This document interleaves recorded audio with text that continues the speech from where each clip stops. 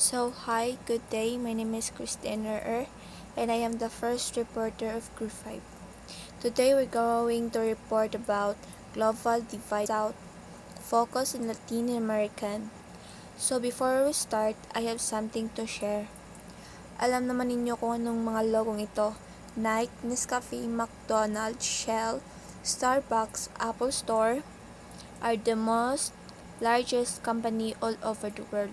We can see that there are branches located in the Philippines and almost have the same set of menu and product. What we show in this scenario are the branches that it says based on Alessandro Claudio are the product of global injustice, which we can see in global north and south. What do you mean by global north and south?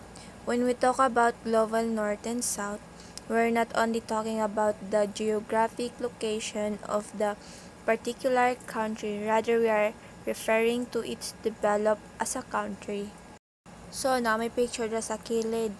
As you can see in this picture, the global north is in the center. Na siya sa center kanang sa picture. Tas ang global south is outside kanang gitungan nato si north.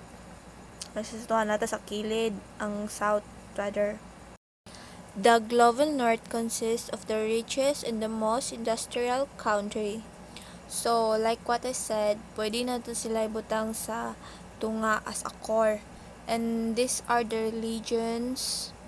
First, Australia, Canada, Israel, Hong Kong, Macau, New Zealand, Japan, Singapore, South Korea, Taiwan, United States, and Europe, and lastly, Russia. The Global South, on the other hand, refers to the countries that are mostly low in national income, or as we call as a developing country. So, pwede na to sila butang sa gawas, like I said, katong nasa picture nga circle, pwede na to sila butang sa gawas ang south. And we can call it very, I guess, country. These are the religion. First region, we have Latin America, as we know as South America, Asia, Africa, and Oceania. And now, we all know the difference between the global north and south. So now we're going to focus about the global divide, the north and south Latin American in focus. So what is Latin American? Latin American, these are the territories in America where the Spanish, Portuguese, or French language prevail, including Mexico, most of Central and South America, and in the Caribbean, Cuba, the Dominican Republic, Haiti, and Puerto Rico. Top 10 festivals vacations in Latin America. First, Carnival Brazil. Second, Semana Santa. Third, Day of the Dead Mexico. Fourth, Montezuma International Costa Rica. Fifth, World Tango Argentina. Sixth, Fiesta de San Juan Venezuela. Seventh, Panama Jazz Panama. 8. Love Parade Chile. 9th, Palomares Civic Costa Rica. 10. Festival of the Snow. Hi everyone, my name is Jervin P. Dinore. I'm from Colombuga, Lanao del Norte, 19 years old, BS Criminology, Black T. Why do we have this religion in focus since we are dealing with the concept of globalization?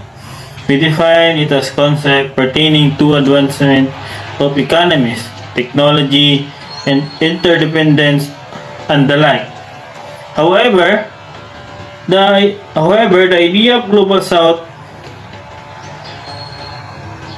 contracts this definition because of many countries or the Global South still experience poverty despite advancement happening all over the world.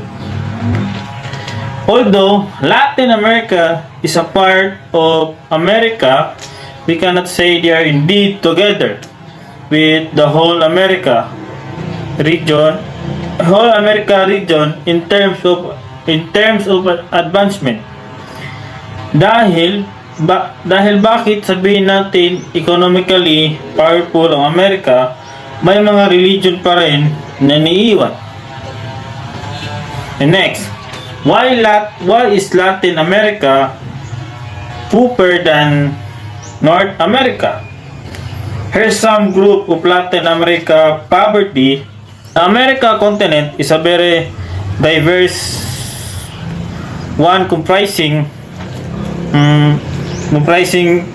many countries former colonized and European powers with fought over these continents. Some countries ago.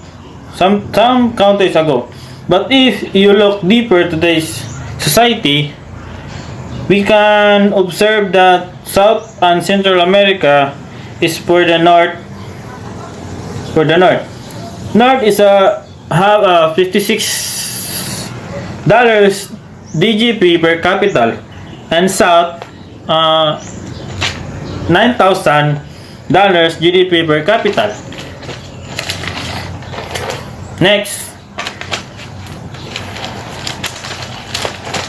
North, we can find the countries of United States and Canada, countries with high development, high DGP per capita, and true economic and search center. But if you look down, starting with Mexico and finishing with the southern coast of Chile, we can find countries of South and Central America which are not so developed as the ones in the north. Don't get me wrong. Here doesn't mean all these countries have a bad economy or bad infrastructure. No, it's not about that. Overall speaking, the rate of development is just lower in this place. So why is South and Central America for the North America? As we probably know, all started after the voyage of Christopher Columbus in 1492. Spanish and the Portuguese started the journey in this place, colonizing and focusing on Central and South America.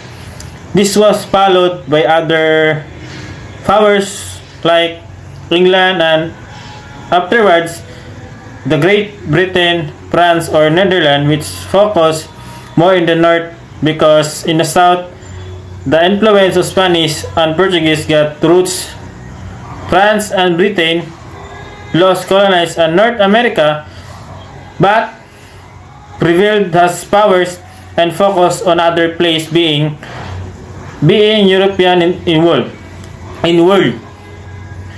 Wide large actors instead in the 19th century was this and Portuguese Empire.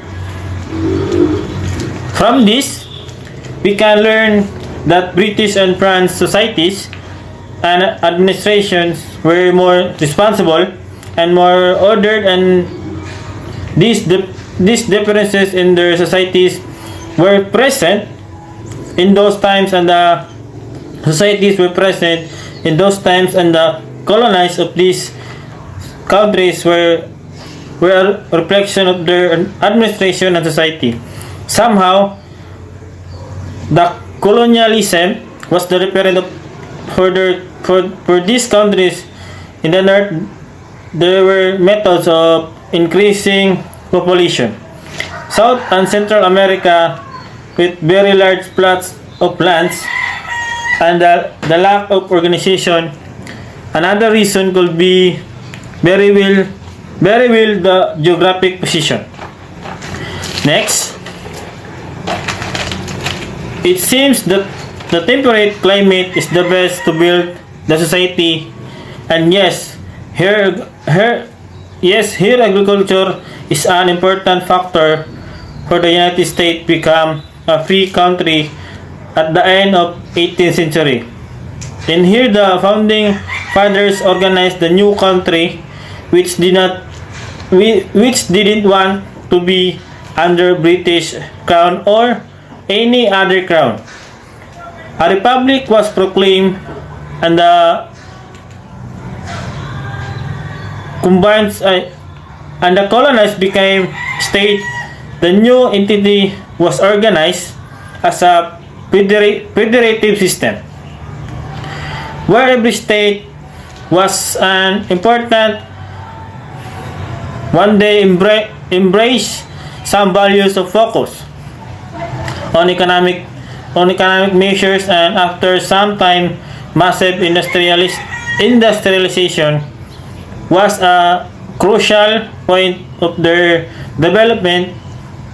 Meanwhile, Canada was under British, and in the South, the Spanish Empire collapsed in the 19th century.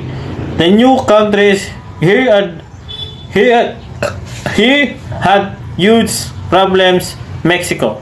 And that's all. Thank you. I'm Clifford G. Higgins. This is my report. For example, was an empire with a king, then a republic, then again an empire, then again a republic. They lost the war, and new smaller countries emerged from it in South America. Gran Colombia is split up in Brazil. Separate from Portugal, the problems persisted in the 20th century in South and Central America, but in the North, it was developed a strong culture of business.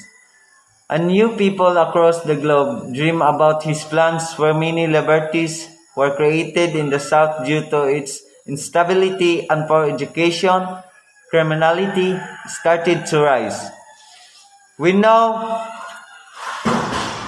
even from the series the problems that were here and are still today. To put it into words, the main reason for this is poor leadership, which based on the past, and of course, if we think a little bit, religion could be a reason too. The Catholic Church isn't a stimulant to a grow wealth. As a Protestant one, the Latin America was and is mainly Catholic, and the North, the Protestants embraced the idea of the development and work ethic. There are of course many reasons for this, but probably these are the main ones. This is the one we call the global divide. There is a gap existing between countries. Even if you say they have the same on one continent, may mga religion na hindi nakasabay sa developing of the continent, our country as a whole. But does global south only refer to global south? Other changes, the countries in the global north will fall under the classification of global south. There might be a change because there are global struggles, and these struggles does not affect third world countries, but those in the global north as well. Global south is also used as a term used by contemporary critics to highlight the imbalanced distribution of global power, as there are states what take most of the advantage while others are left behind. So, katulad na sinasabi ko kanina, kahit nasa isang continent lang sila, may maiwan pa rin.